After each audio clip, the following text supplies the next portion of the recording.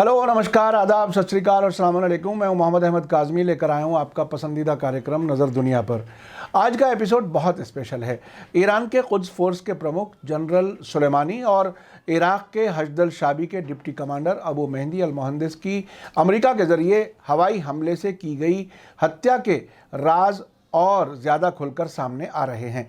Israel के प्रधानमंत्री Benjamin Netanyahu के उस बयान के बरखिलाफ कि इसमें इजराइल का कोई रोल नहीं है, ऐसे फैक्ट सामने आ रहे हैं जिससे साफ इजराइल की खुफिया एजेंसियों का हाथ नज़र आ रहा है।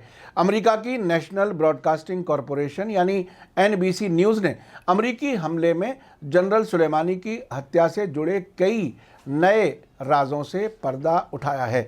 खबर में आगे बढ़ने से पहले आपसे गुजारिश है कि अगर आप YouTube पर देख रहे हैं तो सब्सक्राइब कर लें और घंटी दबाना ना भूलें, और अगर फेसबुक पर देख रहे हैं तो हमारा पेज फॉलो कर लें और लाइक ज़रूर करें ताकि आपको हमारी हर एक वीडियो की खबर सही वक्त पर मिल सके।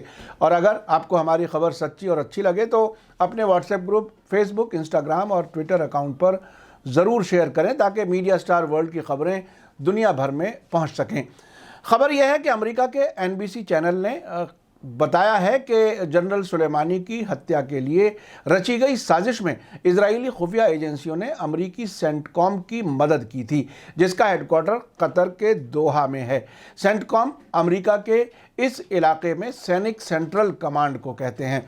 रिपोर्ट के मुताबिक इजरायली जासूसों ने दमिश्क एयरपोर्ट पर अमेरिकी खुफिया एजेंसी CIA को इस्लामिक रेवोल्यूशनरी गार्ड कोर के कुद्स फोर्स के commander major general Qasem Soleimani को बगदाद ले जाने वाले जहाज़ के बारे में जानकारी दी थी, जहां उन्हें इराक़ी प्रधानमंत्री आदिल अब्दुल मेहदी और दूसरे जिम्मेदारों से मुलाकात करनी थी। रिपोर्ट में इस योजना की सीधी जानकारी रखने वाले अमेरिका के 2 अफसरों के हवाले से बताया गया है कि इजराइल की खुफिया एजेंसी मोसाद ने 3 जनवरी को जनरल सुलेमानी के जहाज़ के बारे में जानकारी को कन्फर्म करने में मदद की थी।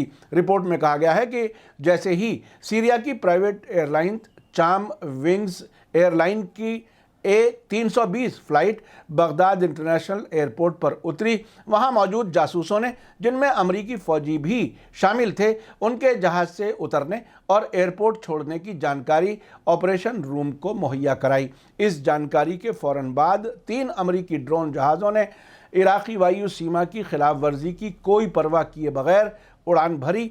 हर ड्रोन 4 हेलफायर मिसाइलों से लैस था। अमेरिका के कई अफसरों ने इराक़ी स्वयंसेवी फोर्स यानी हशदुल शाबी के डिप्टी कमांडर अबू मेहदी अल मुहंदिस को सीढ़ियों से चढ़कर जहाज़ के गेट पर पहुंचते हुए देखा, जहां उन्होंने जहाज़ से बाहर आने वाले जनरल सुलेमानी का वेलकम किया। रिपोर्ट में कहा गया है कि इस पूरे ऑपरेशन की निगरानी CIA की हेड जिना हस्पल वर्जीनिया में एजेंसी के हेडक्वार्टर से कर रही थीं। अमेरिका के डिफेंस मिनिस्टर मार्क एस्पर एक दूसरी जगह से इस ऑपरेशन पर नज़र रखे हुए थे। उस वक्त अमेरिकी प्रेसिडेंट डोनाल्ड ट्रंप फ्लोरिडा में थे। एयरपोर्ट पर मौजूद जासूसों ने देखा कि दोनों कमांडर सिडान कार में सवार हुए और बाकी लोग एक मिनी वैन में बैठ गए। रिपोर्ट में कहा गया है कि अमेरिकी ड्रोन ने हवाई अड्डे से बाहर निकल रहे जनरल सुलेमानी के काफिले का पीछा करना शुरू कर दिया, जबकि सिग्नल एक्सपर्ट्स ने अपनी पहचान को कंफर्म करने के लिए टारगेट्स के सेलफोन पर हॉर्न करने की मांग की। इस पूरे ऑपरेशन को कंट्रोल करने वाले कतर में मौजूद अमेरिकी सेना के हेडक्वार्टर ने कारों में बैठे हुए लोगों की पहचान को कंफर्म करते हुए ऑपरेशन को आगे बढ़ाया। जो लोग आसपास थे उन्होंने ड्रोन से फायर होते हुए मिसाइलों को और दोनों गाड़ियों को आग के गोले में बदलते हुए देखा।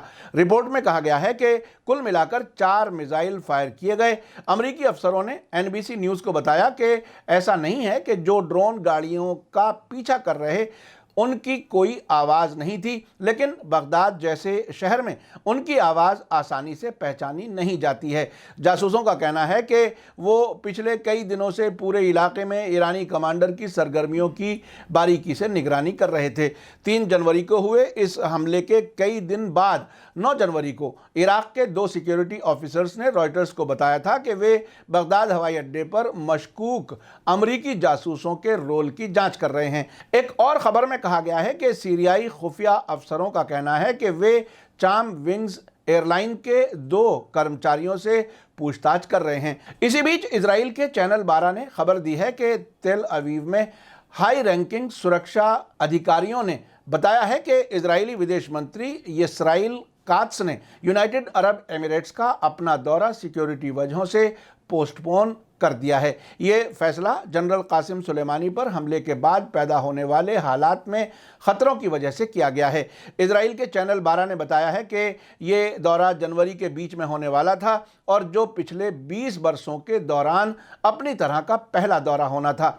इजरायली विदेश मंत्री के यूएई दौरे के मौके पर इस इलाके के अरब देशों के साथ हमला न करने के समझौते पर चर्चा होने वाली थी। ईरान की पार्स टुडे वेबसाइट के मुताबिक इजराइल में यह भी कहा जा रहा है कि इलाके में तनाव बढ़ने की पॉसिबिलिटी की वजह से, क्योंकि ईरान ने कड़ा और बड़ा जवाब देने की बात कही है, इसी वजह से अमेरिका के डिफेंस मिनिस्टर मार्क एस्पर ने भी अपना इजराइल दौरा पोस्टपोन कर दिया है, जो पिछले वेडनेसडे बुधवार को होने वाला था।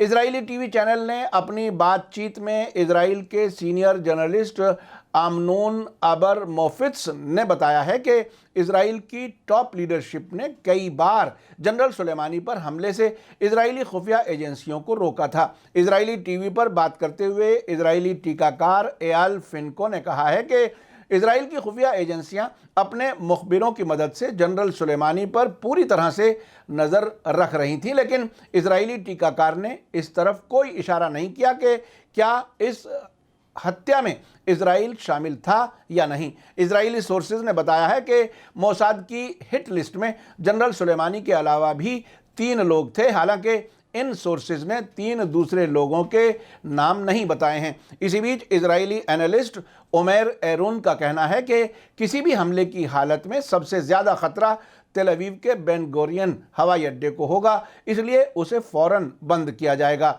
उन्होंने कहा कि अगर लेबनान से जंग हुई तो इजराइल लेबनान के मूलभूत ढांचे यानी बेसिक इंफ्रास्ट्रक्चर को निशाना बनाएगा, ताकि लेबनान की सरकार हिजबुल्लाह पर दबाव डालकर जवाब से उसे रोकेगी।